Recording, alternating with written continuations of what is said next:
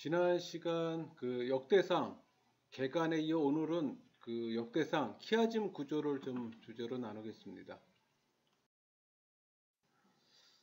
1장 장 제목은 아담에서 야곱까지. 1장의 내용은 아담으로부터 노아까지, 그리고 그의 아들 세 아들 함, 셈, 야벳이죠. 그 자손들을 열거해요. 그리고 아브라함의 아들로부터 에서의 후손까지 열거합니다. 족보죠. 2장의 장 제목은 야곱에서 다윗까지. 그러니까 이스라엘의 12아들의 이름과 유다를 거쳐 다윗까지의 계보를 나타내고 또 헤스몬의 자손과 갈렙 자손을 소개해요. 3장의 장 제목은 다윗의 후손. 내용은 다윗 왕가의 후손들을 열거해요. 4장 장 제목은 남방에 정착한 지파. 여기 줄거리는 여기서부터 이제 이스라엘의 12지파에 대한 계보가 나와요. 그러니까 4장에서는 남방에 정착한 그 유다 지파와 시몬 지파 계보가 소개되고, 5장 장 제목은 요단 동편의 지파. 그러니까 요단 동편에 자리 잡았던 루벤 지파, 갓 지파, 므낫세 반 지파의 자손을 열거해요. 또 이들은 우상 숭배에 빠져 아수르 포로로 잡혀 훗날 포로 기원 행렬에 참여치 못하는 운명에 처합니다.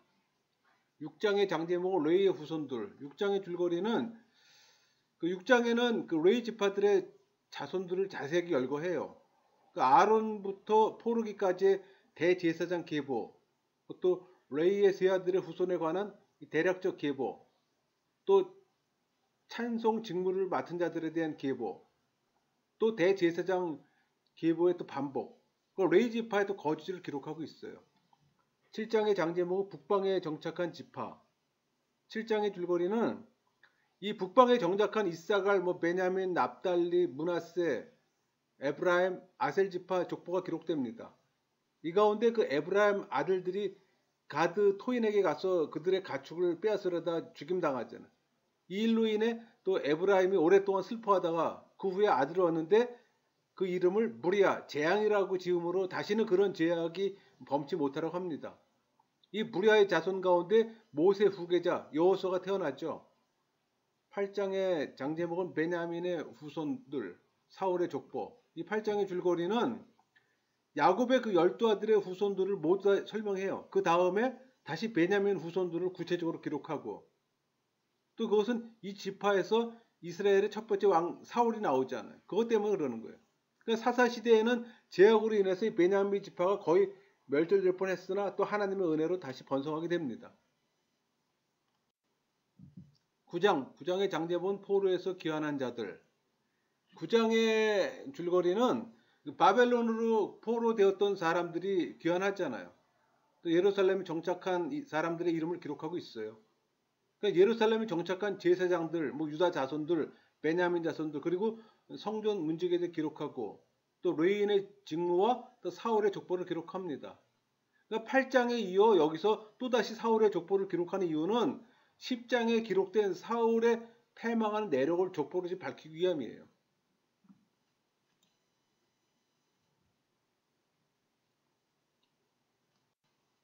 10장의 장 제목은 사울의 죽음.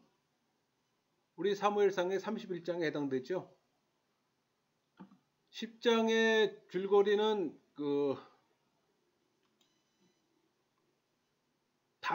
다윗을 주인공으로 해서 그 내용이 전개돼요. 그 많은 부분들이 사무엘서 사무엘상하고 많이 중복됩니다. 그러니까 이스라엘이 블레셋과 싸우면서 패배하고 사울의 아들 요나단, 아비나답, 말기수아가 죽임을 당하잖아요. 그러니까 블레셋 사람의 그 화살을 맞은 사울은 블레셋 사람들의 손에 죽는 것을 치욕으로 여겼어요. 그래서 자기 칼 위에 엎드려 자결하고 사울이 죽은 것은 또 여호와께 범죄했기 때문입니다. 그는 하나님께 묻지 않고 신접한 자의 그 지도를 받기 위해서 받았기 때문이고, 또 하나님께서는 그를 죽이시고 또 그의 나라를 이세 아들 다윗에게 맡기셨어요. 그 내용을 좀 분해하면 1절부터 7절까지는 블레셋과의 길보아 전투에서 이스라엘의 패배와 사울의 세 아들이 죽음이라면 8절부터 14절까지는 블레셋 사람들의 사울 시체 능욕과 길렛 야베스 사람들에 의한 사울의 장사예요. 구조 분석은 A와 A-는 길보아 산이라면 B와 B-는 사울에 대한 학대가 될 것이고 C와 C-는 사울 왕가의 파멸입니다. 11장의 장 제목은 왕이 된 다윗의 용사들이죠. 사무엘하의 5장 23장 내용이죠. 내용 줄거리는 이 11장에는 다윗이 그 기름 부음 받고 왕이 된 사실과 그 충성스러운 신하들의 이야기에 기록되어 있어요. 그러니까 왕이 된 다윗은 예루살렘을 공략하고 수도로 삼았고 또 이때부터 다윗성이라고 불렸잖아요. 그러니까 10절 이하에는 그 다윗의 용사들에 관한 기록이에요. 그 가운데 이 다윗 왕이 전쟁 중에 그 베들레헴 성문 옆에 있는 우물물을 먹고 싶다는 중얼거림을 듣고 또 적진을 뚫고 들어가 냇물을 기러온 용사들의 이야기예요. 그러니까 다윗은 생명을 아끼지 아니하고 적진에 들어가서 가지고 온 그 물을 여호와께 부어드리고 다시는 이런 일을 하지 않겠다고 하는 게 아래입니다. 구조 분석을 하면 A와 A-는 온 이스라엘이 될 것이고 B와 B-는 다윗이 왕이 되다죠.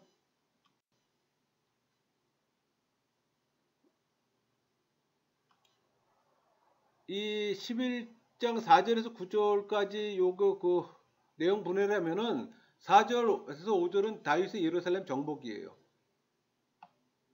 6절은 여부스 전투에서 승리를 거둔 요압의 군대 장관 임명이라면 7, 8절은 다윗의 예루살렘 성 축성과 번영. 구조 분석을 하면은 A와 A-는 다윗과 함께라면 B와 B-는 다윗성이 될 것이고 핵심 테마 C는 다윗의 말이 되겠죠. 11장 10절에서 47절 내용은 그 다윗을 도운 그 30명의 용사들과 그 30인 용사 두목 그 6사람의 명단이에요. 12장의 장 제목은 시글락에 있는 용사들, 헤브론에 있는 용사들 될 것이고 그 12장의 줄거리는 그 다윗이 사울을 피해 시글락에 있을 때 그에게 와서 싸움을 도운 용사들의 이름이 기록되어 있어요. 그들 가운데는 사울의 종족 베냐민 지파에서 찾아온 용사들도 있었는데 다윗은 그들을 또 기꺼이 받아들입니다. 또 다윗을 온 이스라엘의 왕으로 추대하려고 또 헤브론에서 찾아온 각 지파의 그 용사들에 대해서 기록되어 있고 구조 분석을 하면 A와 A-는 다윗에게 오는 용사들이라면은 B와 B-는 배신이 될 것이고 핵심 테마 C는 성령의 역사입니다. 12장 그 23절에서 40절까지 내용은 다윗의 즉위식에 참여한 군대 규모와 즉위식 그 기념잔치예요.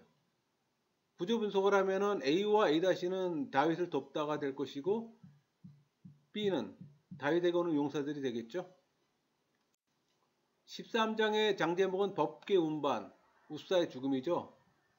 그 사무엘하 6장하고 병행합니다. 그러니까 13장의 그 줄거리는 다윗이 천부장, 백부장과 그 밖에 모든 지도들과 의논한 후에 그 기란 여라림에 있는 법궤를 옮겨왔잖아요. 근데 법궤를 싣고 가던 소들이 기돈의 그 타작 마당에서 갑자기 날뛰기 시작해요. 그래서 우리가 잘 알다시피 그때 이제 우사가 법궤를 손으로 잡다 즉사하죠. 그래서 법궤는 예루살렘에 오지 못하고 오벳 에돔에서 머뭅니다. 그러니까 구조 분석을 하면 A와 A-는 다윗의 말이 될 것이고 B와 B-는 우사가 되겠죠. 14장의 장 제목은 다윗의 번성과 블레셋을 물리침. 병행 구절이 사무엘하 5장 11절에서 25절까지이고 이 14장의 줄거리는 다윗의 통치력이 강화되고 또 이스라엘 국력이 든든히 세워짐에 따라 점차 이웃 나라에까지 그 영향력을 미쳐서 뭐 두로왕 히람이 다윗에게 궁궐 건축 자재 등을 보내줌으로도 화신을 꾀합니다. 또 블레셋이 공격해 왔을 때 다윗은 하나님께 먼저 아뢰고 하나님께서 지시하는 대로 두 번씩이나 승리해요.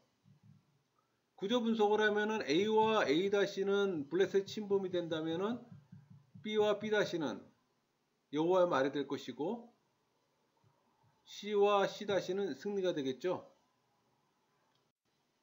15장의 장제목은 법계 운반, 병행 구절은 사무엘하 6장 12절에서 22절 될 것이고 이 15장의 줄거리는 다윗은 이제 왕궁 건축을 마치고 법궤를 안치할 처소를 예비한 후 이 법궤를 예루살렘으로 모셔오기를 원했어요.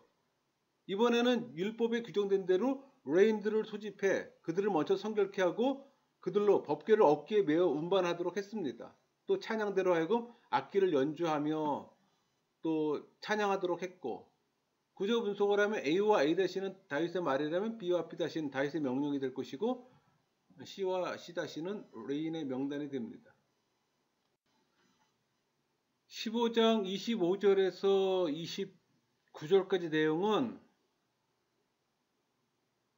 레이 자손에 의한 그 성공적인 언약궤 운반이에요. 그리고 16장 1절에서 7절까지 내용은 언약궤 운반 완료 감사지사와 뭐 성소 찬양대 선발이 되겠죠. 그 다음에 구조 분석은 A와 A-는 이동이 될 것이고 B와 B-는 번제, C와 C-는 레인의 섬김이 될 것이고 16장의 장제목은 감사 찬송이에요. 이 16장의 내용 줄거리는 그 하나님의 법궤가 예루살렘에 안치됩니다. 다윗은 번제와 화목제 드리고 또 백성을 축복하며 감사 찬송을 해요. 이 8절에서 그 43절까지 내용은 이스라엘에게 베푸신 구원과 이적에 대한 찬양단의 감사 찬양이에요. 구조 분석을 하면 A와 A-는 여호와께 감사라면 B와 B-는 경외와 심판이 되겠죠. 그 다음에 핵심 테마 C는 여호와의 언약이 될 겁니다. 17장의 장제목은 하나님의 약속, 감사 기도가 되고 병행 구절은 사무엘하 7장입니다. 그러니까 이 17장의 줄거리는 다윗은 하나님의 성전을 건축하기를 소원해요. 그러나 하나님은 다윗에게 이를 허락하지 않아요. 대신 다윗과 그 나라를 견고케 해주실 걸 또 약속하시고 이에 대해 다윗도 하나님께 감사기도 드립니다. 1절에서 15절까지 내용은 이 다윗의 성전 건축 계획과 하나님의 성전 건축 불허 및 다윗 언약 수요라면 이 구조 분석에서는 그 A와 A-는 여호와와 다윗의 말입니다. 그 다음에 B와 B-는 나단의 말이 되겠죠. 그리고 그 17장의 16절에서 27절까지 내용은 다윗 언약 수요와 관련해 그 여호와의 은혜에 대한 다윗의 감사 기도라면 구조 분석에서는 A와 A-는 다윗의 집이 될 것이고 B와 B-는 여호와의 말씀, C와 C-는 여호와는 이스라엘의 하나님, 핵심 테마 D는 말씀하신 대로 행하사가 되겠죠. 18장의 장제목은 다윗의 승리입니다. 병행 구절은 사무엘하 8장. 줄거리는 그 다윗은 블레셋, 모압, 소바, 다메셋, 아람, 그 암몬 이런 나라들과 싸워서 연승을 해요. 그래서 계속 영토를 확장시키고 행정도 점차 조직화시킵니다. 그러니까 다윗이 계속 그 승리한 것은 다윗이 어디로 가든지 하나님께서 이기게 하셨기 때문이에요. 구조 분석을 하면은 A와 A-는 아람, 에돔 사람이 다윗의 종이 된다는 내용이고 B와 B-는 많은 노획물이 되겠죠. 19장의 장제목은 다윗의 승리, 병행 구절은 사무엘하 10장입니다. 줄거리는 다윗은 암몬 왕 나하스가 죽었다는 소식을 듣고 그 아들 한운에게 사자를 보내 조문을 합니다. 그러나 한운은 이들을 정탐꾼으로 오해해요. 그래서 오히려 그 아람 군대를 고용하고 싸울 태세를 갖춥니다. 또 다윗은 요압을 보내서 이들을 또 무찌르고. 그러니까 구조 분석을 하면은 A와 A-는 다윗의 신하라면은 B와 B-는 예루살렘으로 돌아오리라. C와 C-는 군대가 될 것이고 P는 이스라엘의 사절이 되겠죠. 요건 이제 좀 특별하게 수평대칭 구조죠. 20장의 장제목은 다윗의 승리. 병행 구절은 사무엘 하가 되겠고, 12장, 21장 될 텐데, 이 20장의 줄거리는 다윗은 계속해서 그 암몬과 블레 싸움에서도 승리해요. 뭐 20장의 줄거리는 간단해요. 그 다음에 이제 그 구조 분석을 하면 A와 A-는 예루살렘이 될 것이고, 핵심 테마 B는 이제 왕관이 되겠죠.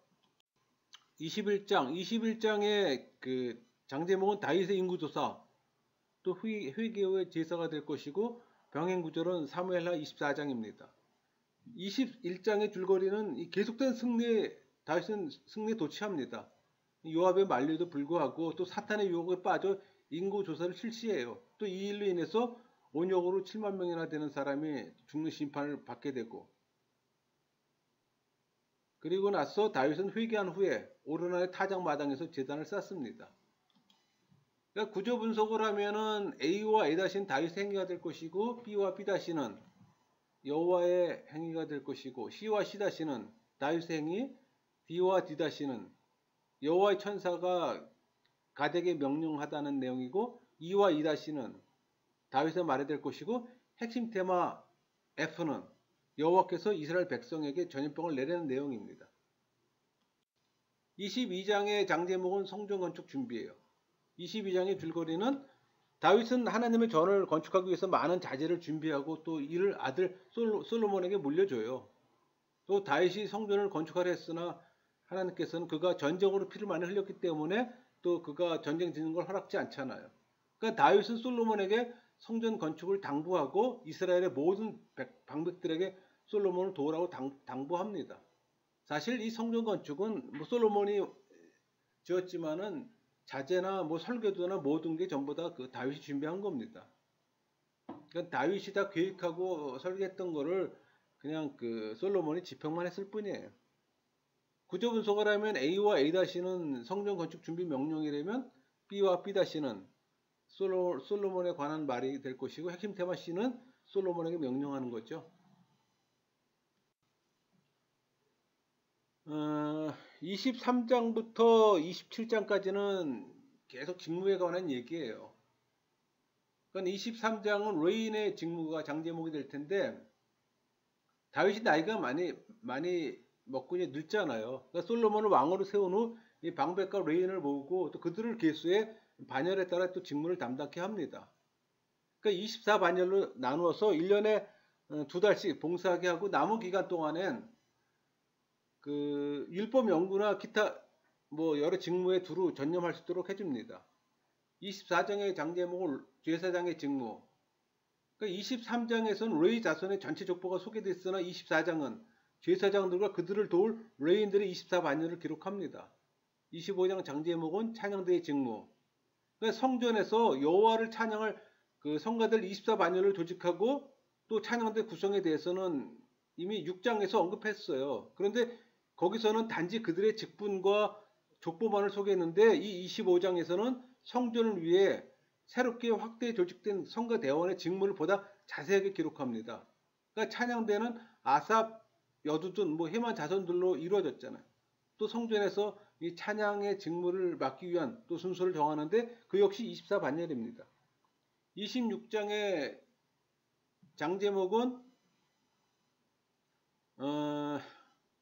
성전 문지기, 창고지기의 직무죠. 줄거리는 성전 문지기와 창고지기 그리고 유사와 재판장 관한 기사들이 기록되어 있어요. 성전 문지기 일을 감당하기 위해서는 또 특별한 용기와 능력이 있어야 합니다. 창고지기는 성물과 또 전리품들을 관리했고, 그리고 이후 이스라엘 바깥일을 다스린 유사가 있는데 이 바깥일은 요단 동편에 사는 두 지파 반의 여러 문제를 또 처리하는 일입니다. 27장의 장제목은 군대 조직과 행정 조직. 그러니까 다윗이 그 군대장관 12명이 각 달마다 번갈아 근무합니다. 또 각 지파의 관장이 배정되고 또 유사들은 왕의 재산을 또 관리해요. 구조 분석을 하면 A와 A-는 인구 조사라면은 B 1, 2, 3은 제비 뽑아 섬기게 하는 겁니다. 28장의 장제목은 성전 건축을 당부. 28장의 줄거리는 간단해요. 다윗 말년에 솔로몬을 왕의 계승자로 공포하고 또 그에게 성전 건축을 당부하고 또 뭐 강하고 담대하게 행하라고 또 격려해요. 구조 분석을 하면은 A와 A-는 다윗의 말이 될 것이고 B는 설계도죠. 아까도 말씀드린 것처럼 성전 건축에 대한 모든 준비는 다 다윗이 한 겁니다. 설계도조차. 29장의 장제목은 성전 건축 예물과 다윗의 죽음. 그 29장의 줄거리는 다윗이 성전 건축을 위해 백성들에게 자발적으로 또 참여하길 바랍니다. 또 백성들은 기쁨으로 하나님께 드리고 다윗은 기쁨으로 온 회중 앞에서 또 여호와를 찬양하고 또 솔로몬을 왕으로 세워요. 그리고 마침내 이 40년의 통치를 끝으로 다윗은 죽고 솔로몬이 통일 왕국의 세 번째 왕으로 등극합니다. 내용 분해를 하면 1절부터 9절까지는 다윗과 이스라엘 지도자들의 이 풍성한 성전 건축 헌금이라면 10절에서 20절까지는 성전 건축을 마친 다윗의 찬양과 봉헌 기도예요. 구조 분석은 A와 A-는 다윗의 말이라면 B는 헛물이 되겠죠. 그리고 21절에서 30절까지 내용은 솔로몬의 직위와 솔로몬과 다윗의 통치 개요. 구조 분석을 하면 A와 A-는 백성들이 솔로몬을 왕으로 승인하는 거라면 B와 B-는 모든 이스라엘이죠. 요건 이제 수평대칭 구조로 이루어졌습니다. 자, 이제 역대상 우리 키아즘 구조를 마쳤는데 정리하면은 역대상은 다윗 왕에 관한 책이잖아요. 아담 족보에서부터 시작해서 다윗 왕의 역사를 기록해요. 앞부분에서는 그 아담에서 다윗까지의 족보와 또 이스라엘의 계보 그리고 바벨론 포로 후에 귀환한 백성들 인명에 관한 많은 기록들이 나열되어 있습니다. 또 사울이 죽은 후 이 왕위에 오른 다윗은 예루살렘을 또 점령하고 또 그곳에 수를 세우고 또 법궤를 옮겨 또 하나님께 감사 제사를 드립니다. 그러니까 다윗은 성전 건축을 소원하지만 허락되지 않고 나라를 경고케 하리라는 언약을 받고 또 감사 기도를 올려요. 그러나 다윗은 인구 조사의 범죄로 인해 또 징계를 받은 후 그 말년에 아들 솔로몬의 그 성전 건축을 위해 또 재료를 준비하고 또 솔로몬에게 성전 건축을 위해 당부하고 또 죽어요. 그렇게 해서 또 솔로몬은 왕위에 오르는 그런 내용으로 우리 역대상은 이루어졌습니다. 그러니까 개간에 이어 오늘 제가 키아즘까지 같이 마쳤는데 여러분들이 시간을 갖고서 제가 항상 말씀드리는 거지만 이 키아즘 구조는 이 다시 한번 동영상을 보시면서 그 형광펜으로 그 절마다 이렇게 A와 A-, B와 B- 그런 내용들을 좀 칠해가면서 좀 이해할 필요가 있습니다. 그럴 때 여러분 거가 되는 거예요. 그냥 듣는 거로서는 큰 의미가 없어요. 듣는 거는 대충 줄거리만 파악하는 정도뿐이 안 돼요, 여러분. 그러니까는 필히 반드시 그 형광펜으로 줄 쳐가면서 각 장 제목을 한번 써보고 또 그 내용을 줄거리를 들어가면서 한번 형광펜으로 칠하면은 여러분은 오래 기억할 수 있고 여러분들이 성경을 이해하는 데 많은 도움이 될 겁니다. 제가 여러분들이 할 수 있는 걸 쉽게 도와주는 거예요. 여러분들이 사실 키아즘 구조는 성경신학의 마지막 단계예요. 그래서 실제로 성경을 어느 정도 마스터한 분들이 이 작업이 가능한 거기 때문에 보통 일반적으로 하고 싶어도 못해요. 그러니까 제가 여러분들의 쉽게 하는 방법을 알려드렸으니까는 여러분들이 잘 활용을 하면은 성경 이해함에 그 상당한 도움이 될 겁니다. 마치겠습니다.